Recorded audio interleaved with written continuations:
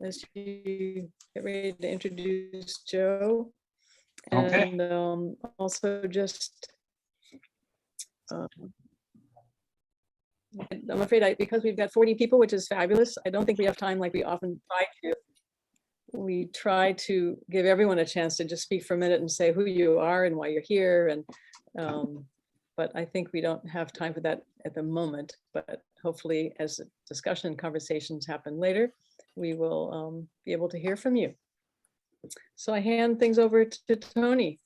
Thank you. Thank you very much. I'm really excited about tonight's meeting. We have 39 people here, which is a great turnout for our monthly meeting. I do want to just put a plug in. We are considering, as you heard, the 5 working groups of Watertown citizens. We haven't, we're playing with the idea, at least I am playing with the idea of starting a peace and the sustainability and common security working group. So if any of you are interested in doing that, being part of that, we're doing some exploration, whether there's enough people and interest. Please just drop us an email at watertowncitizens@gmail. Really simple, watertowncitizens@gmail. I'm so excited to have Joe with us tonight. Everybody I'm sure has been reading the paper, the up and down of what's happening today. There's been a little movement possibly to some more diplomacy. But this is an important issue. And let me just say that it's really, I think it's what makes Watertown citizens stand out is the fact that we're willing to call for peace and diplomacy when most of the media and most of the pundits, whether it be CNN or Fox, are calling for buildup and potentially preparing for war. So it's a place that I feel really great about being with Watertown citizens because we're willing to push the envelope and talk about the importance of peace and diplomacy.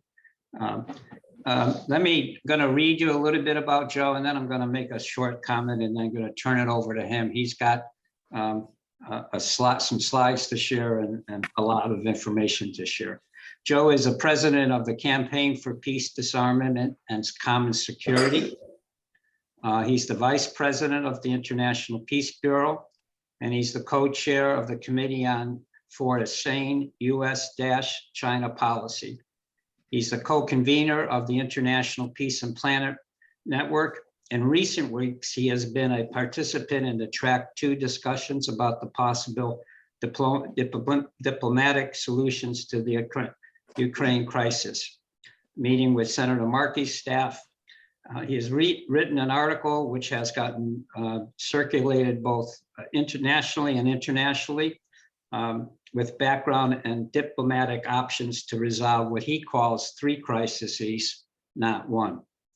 Joe is the author of a number of books, including Empire and the Bomb, How the U.S. Uses Nuclear Weapons to Dominate the World, The Sun Never Rises, Confronting the U.S., confronting the network of U.S. foreign military bases, and With Hiroshima Eyes, Atomic War, Nuclear Exploration, and Moral Imagination.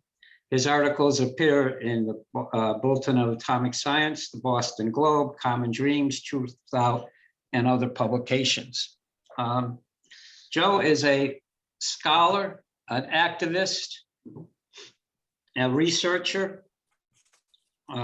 He began his activism as a draft resistor, actually began with the Civil Rights Movement and a draft resistor during the Vietnam War.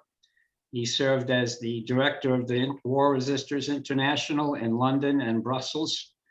And he served for 40 years, 44 years, excuse me, 44 years as the Peace Secretary and the Director of American Friends Service Committee's New England Regional Office. So he has a long and illustrious career of peace work. I say he's an activist, a scholar, because that's what he's been able to do, has been like few people can do, combined research, writing, scholarship with activism. He is presenting to us here. He presented earlier this week to folks up in New Hampshire. We are very fortunate to have Joe in Watertown. He is a resource for scholars and activists in Asia, in Europe, in the Pacific, in Palestine, in Israel. He is an internationally recognized resource for many, many people on issues ranging from nuclear weapons to US intervention to US Tony, military. we're losing a lot of your audio. You might need to turn off your video in order to Okay. help that problem. All right. So I'm just we're very fortunate Tony, to can have, you hear me? yeah, I just turned off my video. We're very Great. fortunate to have Joe with us tonight. So I'm going to stop with the introduction and turn it over to Joe Gerson. Thank you, Tony. You know, quite a generous introduction. And as you were doing that, you know, part of me was thinking, well, what are you going to do for us today? I mean, you know, we all live our lives, and then we've got to produce for the next day.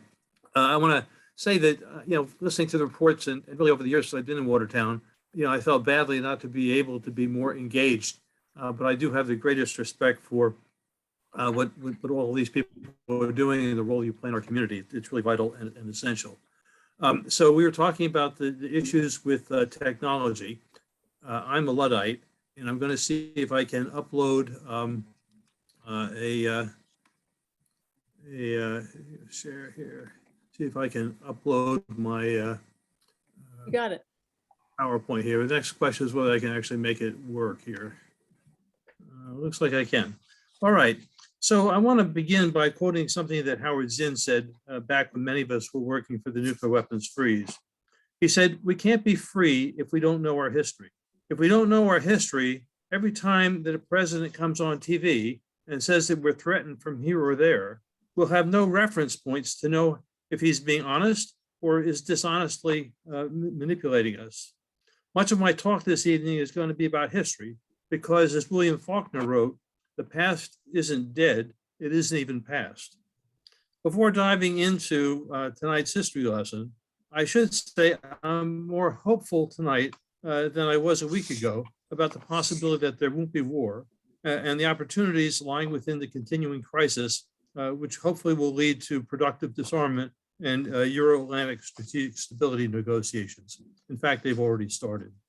The Russians I've been privileged to engage with in track 2 processes have been saying for weeks that Russia has no intention of invading Ukraine, and that the tensions would begin to be reduced when they began bringing troops home from the following the military exercises in Belarus. As a number of commentators have been saying, I believe that Putin instigated this crisis in order to force new negotiations based on agreements that were forged in the first years of the post-Cold War era and that the West has refused to consider. President Biden's bellicose speech yesterday afternoon was, I think, mostly cover for his opening statement that the US is willing to engage in European strategic stability, arms control, and military transparency negotiations with Russia. At governmental levels and in track 2 formats, I believe those negotiations have already begun. But of course, an incident, an accident, or miscalculation could all too easily still spark a disastrous war. Let me give you a roadmap of what I intend to cover this evening. I'll begin with a few geostrategic remarks. I'll say a few words to reference what has been termed the Ukrainian Gordian knot. I'll describe the forces that have fueled the crisis and then go deeper into each of the 3 dimensions of the crisis. I'll then briefly conclude with a summary of diplomatic solutions to the current crisis that have been identified in track 2 discussions. And I was surprised to see this evening that Michael McFaul, the former US ambassador to Russia, is echoing many of them. Context. These are not normal times. We are caught in a Thucydides trap. the inevitable tensions between rising and declining powers that lead to catastrophic wars. And unfortunately, these tensions will define this generation's parameters. As before World War I, there are those tensions, but also the complex alliance structures, intense nationalisms, territorial disputes, arms races with new technologies, international economic integration and competition, autocracies, and wild card actors. These are, in fact, quite dangerous times. In Europe, we face three crises: the struggle between Western and Russian-oriented Ukrainians over Ukraine's identity, the Russian-Ukrainian crisis with its very deep historic roots, and competing US and Russian efforts to reinforce their power and influence across Europe. NATO, you will recall, was created to keep Germany down, the Russians out, and the US in. Somebody in, okay. I need to stress that Biden's foreign policy priority is not Russia or Europe. It's containing China and consolidating US Indo-Pacific hegemony for the 21st century is its greatest ambition, because that region is the world's most dynamic and economically vital region. Last Friday, even as President Biden and Secretary Blinken were saying that a Russian invasion of Ukraine could happen at any moment, Blinken traveled to Australia and then to Fiji to reaffirm that commitment. And while he was in Fiji, the administration released its Indo-Pacific strategy. I mean, it's remarkable. At a time we're being told that we're on the brink of war in Europe, we're talking, and the government is focused on building its power in Asia Pacific. Turning our attention eastward, today we face what has been described as a Cuban Missile Crisis in slow motion that may be waning. Until yesterday, the Biden administration consistently proclaimed that a Russian invasion of Ukraine was imminent. It dispatched nuclear-capable B-52 bombers to Britain, and it urged Americans to leave Ukraine. It urged the halting of all commercial air flights in and out of Ukraine, the evacuation of all NATO diplomatic staffs from their embassies. Our media has served as a frictionless conveyor belt, as Tony was saying, for President Biden's and Secretary Blinken's urgent warnings. And it was interesting that as Biden was moving the US embassy to Lvov, Ukrainian President Zelensky was asking for proof that the Russian invasion was actually imminent. I mean, it's quite remarkable when the Ukrainian president is singing a different song. It's increasingly credible that Putin's risky show of force has been to intimidate and force renewed negotiations with the US and NATO, rather than preparations for an invasion. On Wednesday, I received a missive from a highly placed Russian interlocutor saying that it seems that the US strategy is that of Paul Revere. It happens when you shout about something and become a hero. And obviously, many people think that this is a win-win situation. This is what the Russian wrote. If Russia doesn't invade, then it's due to their shouting. If it does invade, then all the way they were right. But I think, he said, in actual life, this strategy may backfire. Russia needs to do nothing to reveal the hollowness of the whole hysteria. He went on to write that in a couple of weeks, most Russian troops will have left Belarus, according to schedule. On the Russian territory, Russia will continue to move troops as it thinks proper. Well, that's a bit intimidating. So what's next, he wrote. Will it be possible to convince the world about imminent Russian invasion for months? Soon it should become ridiculous that any further rescheduling of the invasion will lose any credibility. That said, and not unlike an op-ed written by former US Ambassador Huntsman, former Secretary of Energy Moniz, and former Senator Nunn, there remains the chance that an unintended incident or miscalculation could trigger an all-out war that could escalate into a full-blown US-NATO-Russian war, something which must be prevented by urging and engaged diplomacy. I'm not sure what I think about it, but my Russian interlocutors have raised a concern about Ukrainian voluntary battalions, right-wing forces that were integrated into the Ukrainian army. in which they warned could spark a war by invading the Donbass region in their effort to reunify Ukraine. We can come back and talk about this more later. Yet at the same time, two members of the Russian parliament have introduced legislation to fully annex the Donbass into Russia. And as was the case in 2008 Georgian-Russian war, it would take months or longer to learn who, on a Friday night in a remote region along the Ukrainian-Russian border, actually fired the shots that triggered a disastrous war. Even if war is avoided, increased Russian, NATO, and Ukrainian military deployments will likely remain largely and dangerously unchanged for months to come or longer, serving as leverage for the negotiations over Ukraine's future, its relations with Russia, and for a revised and hopefully more stable Euro-Atlantic security architecture. Let me then turn to the causes. This has been a totally unnecessary crisis, fueled in large measure by US insistence on maintaining NATO's open door policy, when the reality is that there's no way that France or Germany will agree to Ukraine joining NATO. Resolution of the crisis could have been achieved weeks ago had Biden or Blinken made the obvious face-saving concession, signaling a willingness to accept a moratorium on new NATO memberships. Well into the crisis, pressure on Zelensky has now led him to publicly raise the possibility that Ukraine will withdraw its application for NATO membership. Biden and Blinken could have raised the possibility of building on the 2014 Minsk agreements, stating the goal of creating a neutral and federated Ukrainian state. And recognizing Russia's fears that they have caused, they could have indicated an explicit willingness to revisit the common security commitments in the early 1990s, in order to establish, which were designed to create an enduring Eurasian security framework for this century. Instead, the US insisted, and still does, that the NATO door remains open for Ukrainian and Georgian membership, which exacerbates this multifaceted crisis. Of course, Putin and Russia own their own share of blame for bringing the world to the brink of war with their military mobilization and threatening military exercises on three sides of Ukraine. Little known to most Americans, the crisis has been years in the making.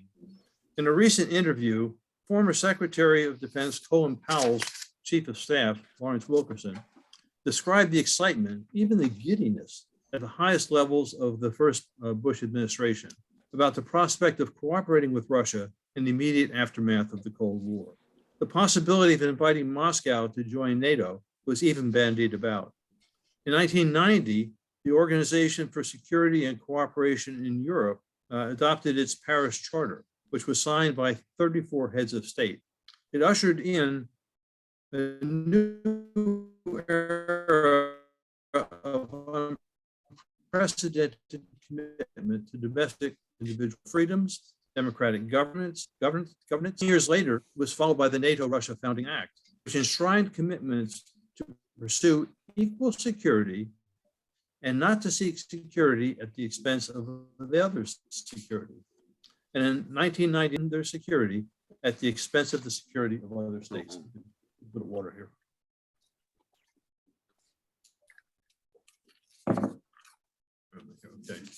Okay.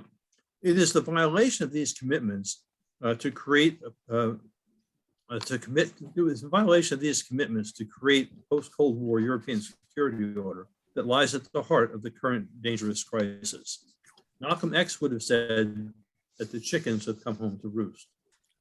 Earlier this month, a comment by Nina Khrushcheva, who teaches at the New School in New York and is Nikita Khrushchev's great-granddaughter, reminded me of her grandfather's earthiness, great-grandfather's earthiness.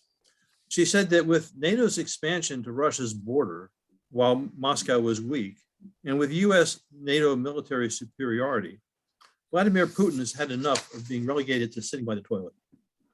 He precipitated this crisis in order to restore something like the immediate post-Cold War order.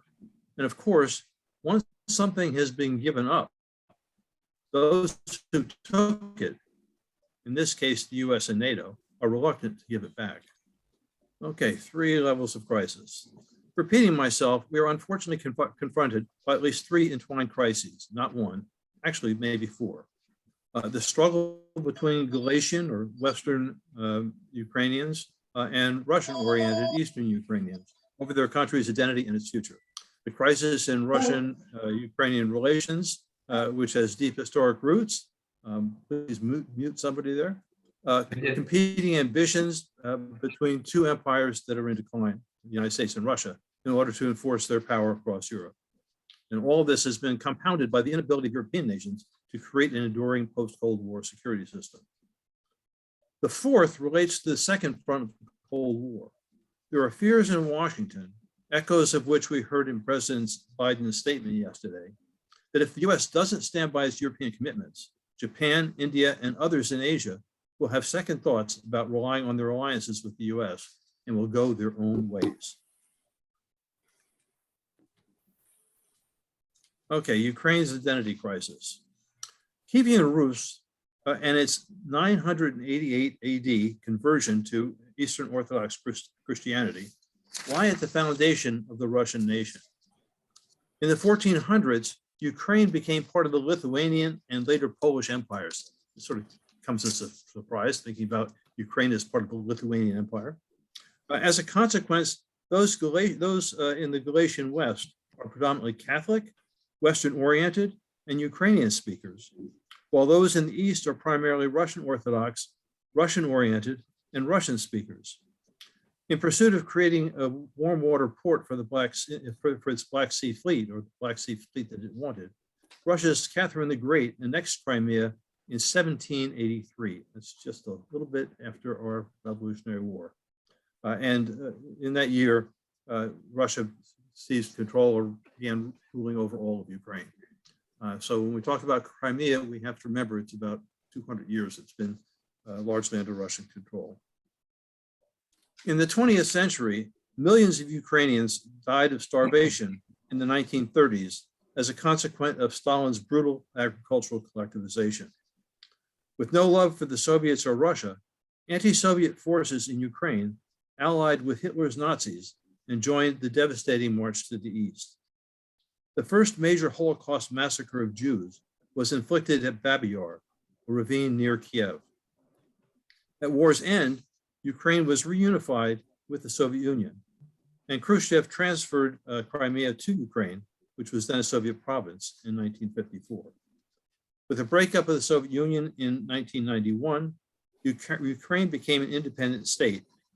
It surrendered the arsenal of Soviet nuclear weapons that had been left behind, and it did so in exchange for a solemn Russian, US, and Ukrainian commitment codified in the Bucharest Memorandum that would, in order to honor Ukraine's territorial integrity.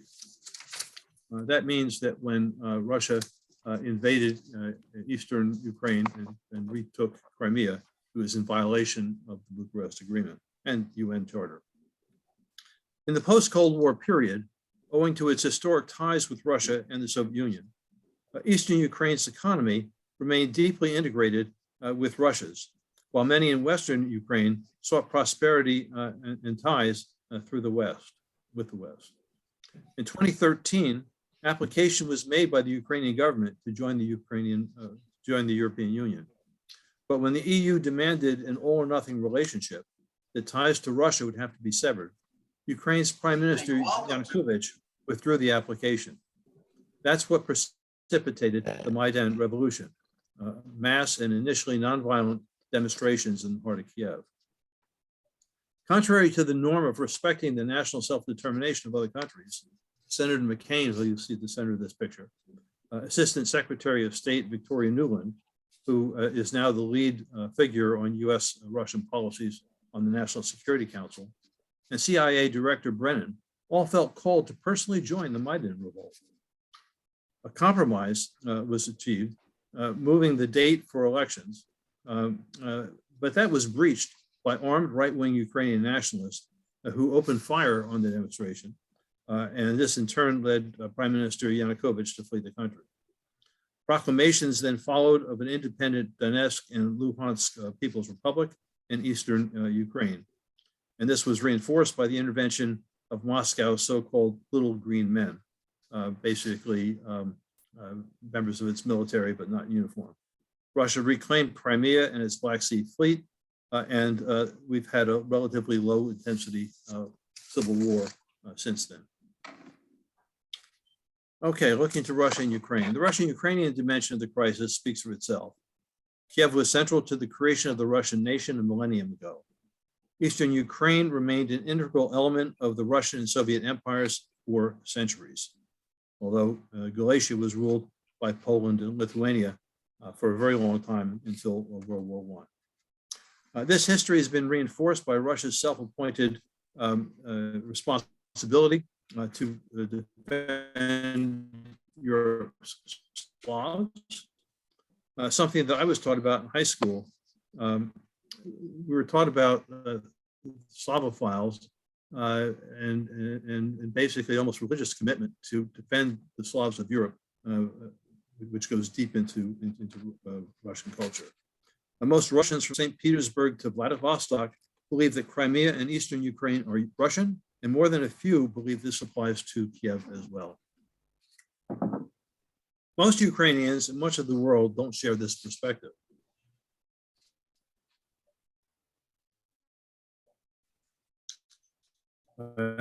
There's a long history of Ukrainian resistance. Let me go back here. Wrong way. Cool. Respect for Ukrainian territorial integrity, promised in the 1994 Bucharest Memorandum, is a pillar of international law. As I said before, the Russian intervention was a violation of international law and of the agreement. And many Ukrainians believe they have the right to reunify their country, much as Republicans in 1860 thought that we had a right to oppress a secessionist government here. Yeah, the US, Russia, and NATO. Since the end of the US-Soviet alliance that defeated Hitler, the US, I'm not doing what I want to do, there we go. The US and Russian empires have competed for control and influence over much of Europe. With the division of Europe at Yalta in 1945, and as a result of the US imposed unification of West Germany, Russia transformed Eastern Europe for a guarantee of future invasions from the West. We need to bear in mind that Russia's profound fears of attacks from the West are very real. I mean, it has a history of Napoleon's, the Kaiser's, and Hitler's invasions at the cost of tens of millions of Russian lives. Just a little story here. Several years ago, I hosted two Russian dissidents to speak here in the Boston area and also in Washington. They stayed in my home, and on the morning of May the 9th, they came down for breakfast. And the first thing they did was to give each other high fives, because that's the anniversary of the end of the Great Patriotic War. So when against defeating the Nazis. So when we hear this from Putin, it's not just propaganda from Putin, but it's a deeply held national part of the identity.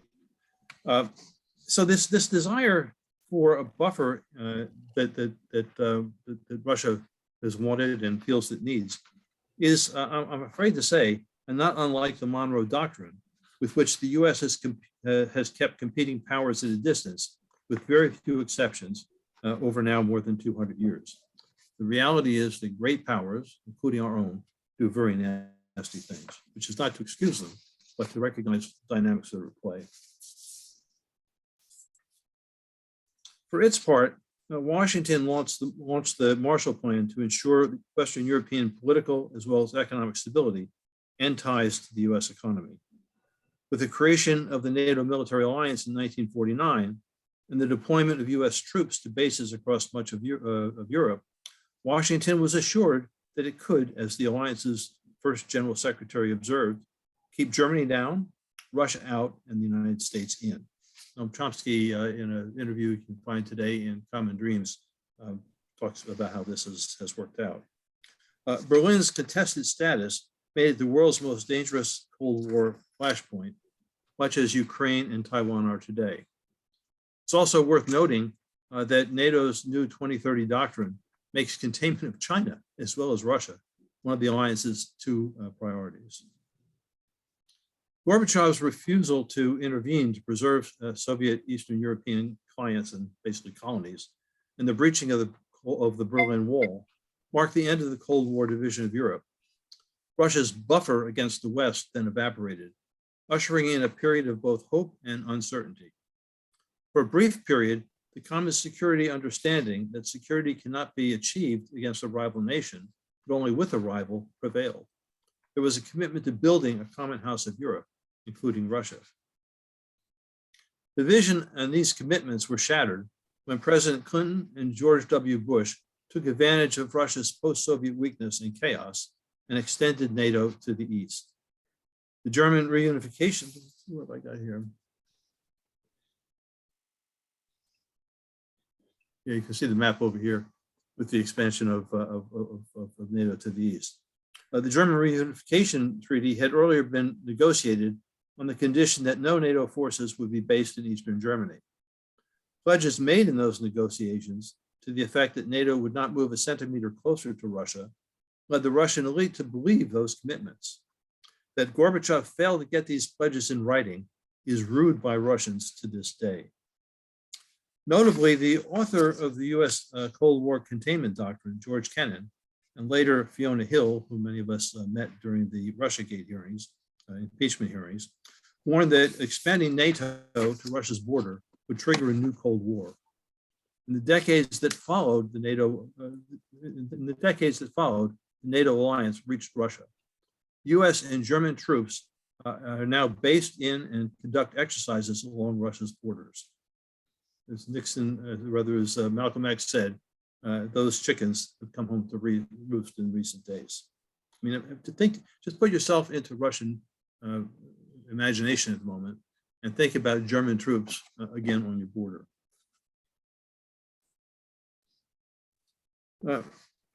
Russia's identity and weakened great power status have put Moscow on the defensive. The Paris Charter and Russia-NATO Foundation Act, those guarantees are in shambles. Moscow was embarrassed at having been unable to defend Slavic Serbia when Yugoslavia was dismembered. There was a pro-Western government in Kiev. NATO signaled possible future Ukrainian and Georgian membership, while NATO's forces conducted exercises along Russia's borders. And US naval and air forces pressed against Russia from across the Baltic and Black Seas. Imagine the reaction here if Russian or Chinese forces conducted military exercises in northern Mexico, southern Canada, or in the Caribbean Sea. Having been relegated to the analogous toilet and having rebuilt Russia's military and economic resources, it's no surprise that Putin has responded in the tradition of the best defense being a good offense. And maybe that comes a little bit easier to a man who is indeed a tyrant. First, he challenged the United States' declining Middle East hegemony by intervening on behalf of Syria's Assad dictatorship. The Russian Navy and Air Force have engaged in provocative confrontations with Western warships and warplanes in and over the Baltic and Black Seas. Russia's functional alliance with China has been deepened, and Putin has now challenged the US, NATO, and certainly Ukraine by surrounding that country with troops, which are arguably in a position to conquer all or part of that nation. Putin and his government have a powerful hand, but not a sure one. And this may explain why he may never had an intention to invade in the first place. His military mobilization and implied threats may well have been a desperate gambit taken when he and Moscow are at the height of their power before their decline. The goal being to force renewed negotiations for a European security architecture that is less threatening to Moscow. But accidents and miscalculations happen. A war over Ukraine could have severe consequences for the Russian economy and thus Putin's hold on power. Russia would face the debilitating consequences of a drawn-out Ukrainian insurrectionist resistance, not unlike what the Soviets and the US suffered in Afghanistan and the US in Vietnam. Russia would face the restrictions of increasing international isolation, and the Ukraine crisis has already led to further consolidation of the NATO alliance, deepened Swedish and Finnish alignment with NATO, and the announcement of the construction of 8 new bases to be built in Norway. We also learned yesterday about the deployment of more German troops to Lithuania on Russia's Baltic border. I should mention, wanted to be here. Sorry about this. I should also mention nuclear dimensions of this crisis. Do we have it here? No. Well, we may miss these nuclear dimensions of this crisis. In their op-ed last week, Huntsman, Moniz, and Nunn termed the current confrontation a slow motion Cuban Missile Crisis. There is the danger that if one side or a wild card actor pulls too hard on the Gordian knot of war, military doctrines and political pressures could lead to uncontrolled escalation. You know, some of you may have read the book Sleepwalking into War, about the First World War, when apparently nobody really wanted war, but the structures of military power and doctrines led to that escalation and that disastrous war. It's worth noting that in January's Peace and Planet International Conference, Alexei Gromyko of the Russian Academy of Sciences advised that the nuclear danger could get worse before it gets better. Let me see if I got it. Here we go. You see the Gordian knot, and there's Alexei. Focusing on Washington's missile deployments in the aftermath of the US withdrawal from the INF Treaty, he said, quote, "In the eyes of Moscow, there is a high probability of a new Euro missile crisis exploding in 2 to 3 years if Russia's proposals for a moratorium are not responded to in a rational way.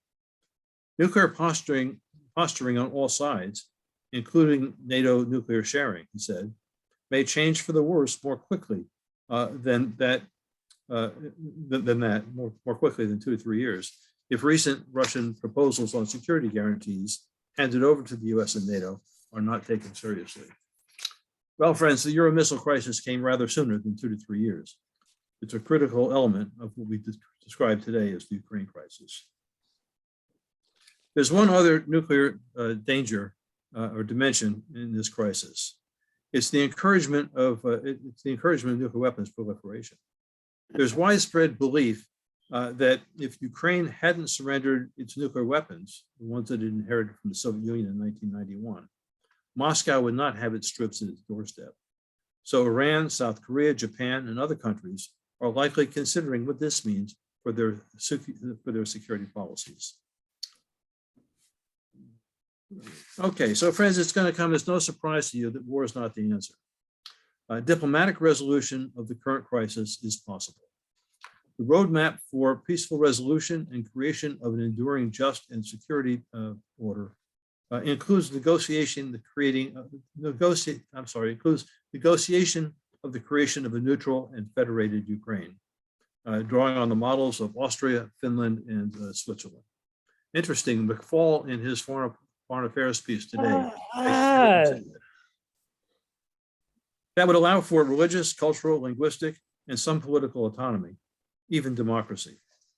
In track 2 discussions, we learned that behind the scenes, there have been discussions about negotiating an updated intermediate nuclear forces agreement, banning intermediate range missiles and all strike weapons from the Atlantic to the Urals, as well as negotiation of a new conventional forces in Europe treaty. And should negotiations for a successor to the New START treaty go forward, they should clearly include much deeper cuts in US and Russian arsenals. In the question and answer session, I'd be happy to go into more detail about the possibility of these negotiations. You can see them outlined here in this slide. Most importantly, we need to do all that we can to change the bellicose and toxic discourse here in the United States of a likely war. You can have a self-inflicted future. We need to do all that we can to ensure that these opportunities prove to be the fruit of today's still dangerous crisis. And I have to say, in discussions with Marquis and Warren's staff, most of our congressional representatives, you see them just going along with this ride, and it's very dangerous, and one has to hope that they wake up. So I'll shut up here.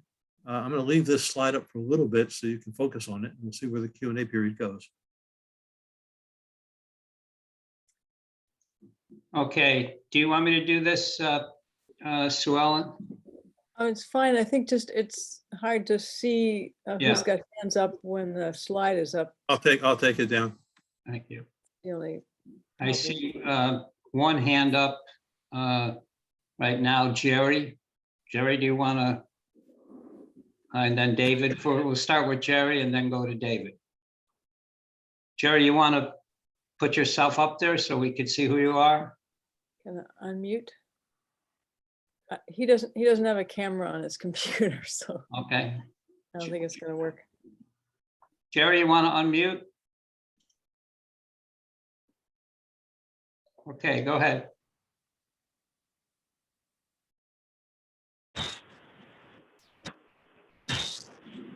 We don't hear you. Why don't we go to David and come back to Jerry? How's that? Okay, David, do you want to unmute? Thank you. Yes, Joe, thank you for an excellent program. I wonder whether you saw the article which I put in the chat this evening from today's New York Times on the anti-ballistic missile system called Aegis, I believe it's called, installed in Romania and Poland. Right. Do you take that to be part of the US, in effect, first strike strategy against Russia? Yeah, so these are in part what Alexei Gromyko was referring to in terms of the nuclear concerns. There are two kind of related issues with them. On the one hand, there is the theoretical possibility of so-called missile defenses being used in a first strike attack. The way it works is that the United States or another country that had missile defenses would launch a preemptive strike against the enemy, Russia, Yes. Russia or China, with the goal of wiping out its entire nuclear arsenal. But the common wisdom is that you're not going to get them all. And so theoretically, the role of missile defenses then would be to be able to mop up any that the other side were able to launch. So there's a theoretical possibility of missile defenses being used in first strike. The other deep concern that the Russians have is that those missile defense emplacements, technology, can also host nuclear-armed cruise missiles. Right. So they would move from being missile defenses at that point to becoming part of a first strike arsenal. Okay. And so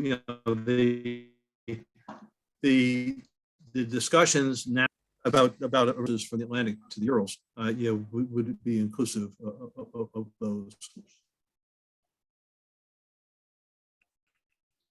Thank you. Okay, so I've I seen see. And he wrote with Zelensky's. hands up. Let me do this. Let me do the hands first, and then we'll go to questions that are in the chat. So Tony, Jerry's question, he ended up putting in he was first and he ended up putting his question in the chat because his mic wasn't working. Oh, okay. Do you mind if we do that first? And Okay, then I want to do the people with hands up and we'll go back. Go ahead, read it. His hand is still up, but he couldn't get his mic working. So it says, with Zelensky's recent pronouncements downplaying the significance of Russia's buildup just beyond Ukraine's borders and Ukraine's relatively small armed forces, isn't it easy to expect that Ukraine will simply lay down arms and accept defeat if Russia invades? No. People don't give up their freedom quite that easily. They do have an army which has been increasingly well trained and armed since 2014, and it's also been trained in insurrectionist warfare, and has structures. Would just be a total anarchy. It has structures for armed resistance. So this has to be a calculus in an element in Putin's calculus. You know, the history of the Soviet Union being bled in part to its disintegration with its forces in Ukraine, or rather in Afghanistan, and ultimately having to withdraw, has to be at least in his consciousness. Okay, Jean? Joe, we have a history of leaders in the United States, leaders whose popularity is sagging, getting involved in some patriotism building exercise, usually emphasizing the threat of some other country. To what extent do you think that this is a political maneuver by Biden to increase his popularity? Jane, you're not the first person who has raised this possibility. You know, there's a part of me that is disinclined to think that it's a primary factor, maybe a secondary one. But you know, I think Biden has. Well, part of it is just a kind of arrogance. You know, someone said, where is our Senator Fulbright, who would be raising questions about the arrogance of power? I mean, Blinken and Biden have been exercising the worst kind of you will, unconscious imperial arrogance.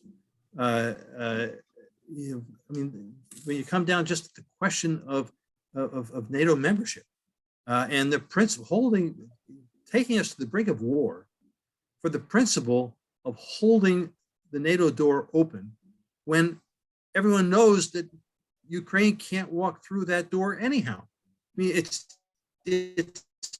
a kind of madness.